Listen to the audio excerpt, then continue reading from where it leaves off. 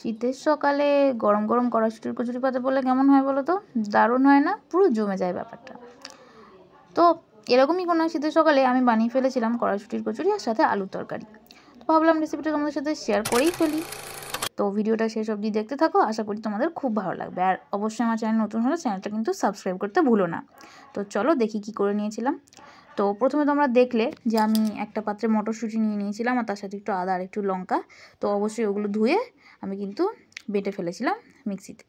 এবার দেখো এখানে আমি কচুরির জন্য যে ময়দাটা লাগবে সেটা নিয়েছি। ময়দা বলতে এখানে শুধু ময়দা নেই, এখানে আটা, ময়দা এবং সুজির একটা মিক্সচার আছে। তো আমি আটাটাই বেশি নিয়েছি, কারণ আমাদের বাড়িতে আটাটাই সাধারণত বেশি খাওয়া হয়। তো আটাটা নিয়েছিলাম 3 কাপ মতো, আর সুজি আর ময়দাটা নিয়েছিলাম 1 কাপ 1 কাপ 2 কাপ। সেই অনুযায়ী তোমরা যদি আটা ময়দা পরিমাণ চেঞ্জ করতে চাও অবশ্যই করতে পারো।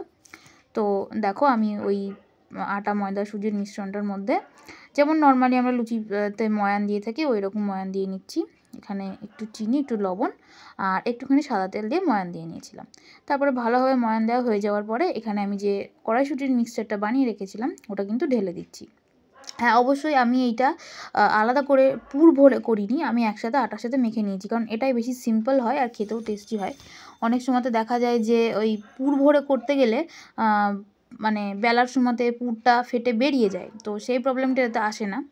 আর সেই প্রবলেমটা যাতে না আসে সেজন্যই আমি এটা করেছি। আর অনেকটা টাইমটাও সেভ হবে তোমাদের এইভাবে করলে।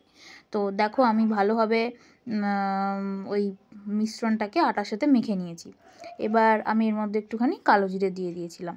তোমরা চাইলে কালো জিরে দিতেও পারো, চাইলে স্কিপও করতে পারো, কালো জিরের জায়গায় জোয়ান ইউজ করতে পারো, সেটা সম্পূর্ণরূপে তোমার ব্যাপার। তো দেখো আমি ভালোভাবে মেখে নিচ্ছি। আর হ্যাঁ, একটা কথা বলি, এটাতে কিন্তু জলটাকে একটু পরিমাণ বুঝে দিতে হবে, কারণ যেহেতু ওটার ওই মটরশুঁটির মিশ্রণটার মধ্যে একটু জল তো অবশ্যই ছাড়বে, তো সেই অনুযায়ী তোমরা জল দেবে। ঠান্ডা জল বা গরম জল দুটোতেই মাখতে পারো। আমি অল্প একটুখানি উষ্ণ গরম জলে মেখেছিলাম। তো দেখো এখানে আমি ভালোভাবে আটাটাকে মেখে নিয়েছি। খুব নরমও করিনি, খুব শক্তও করিনি, মোটামুটি যেমন লুচির ডো হয় ওরমভাবেই মেখে নিয়েছি। তারপরে ওপর থেকে একটুখানি তেল মাখিয়ে এটাকে আমি মোটামুটি আধ ঘন্টা থেকে 1 ঘন্টা রেখে দেবো। তো দেখো এটা কিন্তু রেডি হয়ে গেছে। এবার একটা ছোটো একটা ক্লিপ নিয়ে নিয়েছিলাম, কালারটাও বেশ সুন্দর এসেছিলো। তো নেক্সট আমি যেটা করেছিলাম সেটা হচ্ছে আলুর তরকারিটা করেছিলাম। তো এটা খুবই একটা সিম্পল আলুর তরকারি, নিরামিষ আলুর তরকারি যেমন হয় আমাদের সাধারণত, সেরকম একটা আলুর তরকারি। এতে এক্সেস কিছু দেওয়া নেই। তো দেখতেই পাচ্ছ আমি প্রথমে সর্ষের তেল দিয়ে নিয়েছিলাম কড়াই, তারপর ওটা একটু গরম হলে ওতে একটু হিং, 5 ফোড়ন, শুকনো লঙ্কা দিয়ে নিয়েছিলাম। এরপরে আমি কিছু চেরা কাঁচা লঙ্কাও দিয়ে নেবো, তারপর জাস্ট আলুগুলো দিয়ে দেবো। আলুগুলো আগে থেকে একটু ভাপানো ছিল, সেই আলুগুলো আমি তেলের মধ্যে ছেড়ে দিয়েছি। আর এছাড়া হলুদ, নুন, টমেটো, এই নর্মাল যেমন আলুর তরকারি হয় ওই রকম ধরনের রেসিপি। তো আমি রেসিপিটা আর ডিটেলসে বললাম না, তোমরা দেখতে পাচ্ছ ভিডিওতে। আর এছাড়া এরকমই একটা সেম আলুর তরকারির রেসিপি কিন্তু আমার চ্যানেলে আগে থেকে আপলোড করা আছে, তোমরা ওটা চেক করে নিতে পারো। আর অবশ্যই আমার চ্যানেলের আগের ভিডিওগুলো তোমরা চেক করো, আশা করি তোমাদের ভালো লাগবে।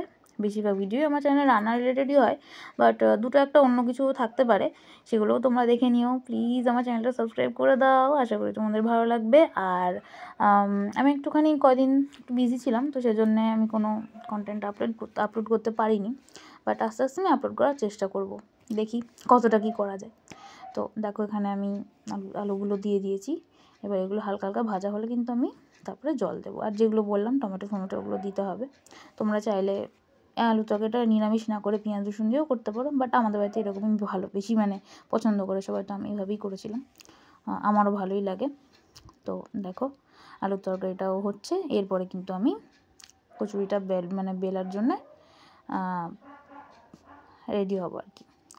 তো দেখতে থাকো তোমরা, আশা করি তোমাদের ভালো লাগবে। একদম স্কিপ করবে না কিন্তু, ভিডিওটা শেষ অবধি দেখবে।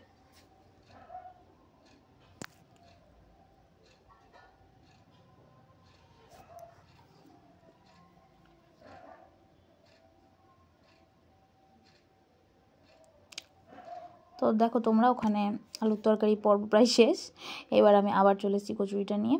তো দেখো আমি ওই আটাটাকে আরেকবার একটুখানি মেখে নিয়েছিলাম, কারণ স্বাভাবিকভাবে এতক্ষণ ধরে এটা রেস্টে ছিল, তো ওটাকে আরেকবার একটুখানি ভালোভাবে মেখে নিয়ে তারপরে আমি কিন্তু লেচিগুলো কেটে নিচ্ছিলাম। তো মোটামুটি নর্মাল লুচি বা কচুরি যেমন সাইজের লেচি হয় ওইরকম আমি কেটে নিয়েছি। তোমরা চাইলে ছোটো বড়ো করতে পারো, সেটা তো অবশ্যই তোমাদের উপর ডিপেন্ড করে। তো দেখো আমি লেচিগুলো কেটে নিয়েছিলাম, অনেকগুলো লেচি একবারে কেটে নিয়েছিলাম। আর কালারগুলো কি সুন্দর হয়েছে না, হালকা হালকা লাইট গ্রিন, খুব সুন্দর লাগছিলো আমার জিনিসটা।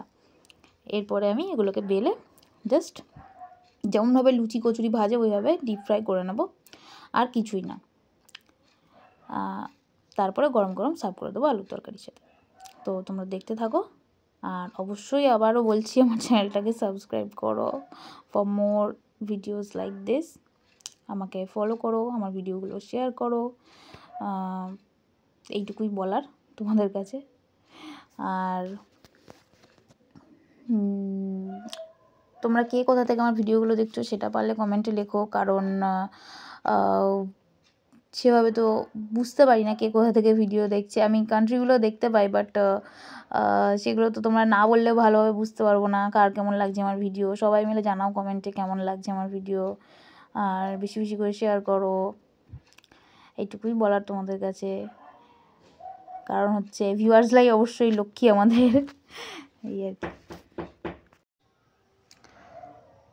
তো দেখো এখানে আমি কিন্তু কচুরিগুলো ভেজে নিচ্ছিলাম, আর এগুলো বেশ ফুলেছিল, কয়েকটা আবার ফোলেনি, যেমন হয় আর কি। তো এগুলো কিন্তু মোটামুটি ভেজে সঙ্গে সঙ্গে গরম গরম খেয়ে নিতে হবে, তবে কিন্তু জিনিসটা ভালো লাগবে।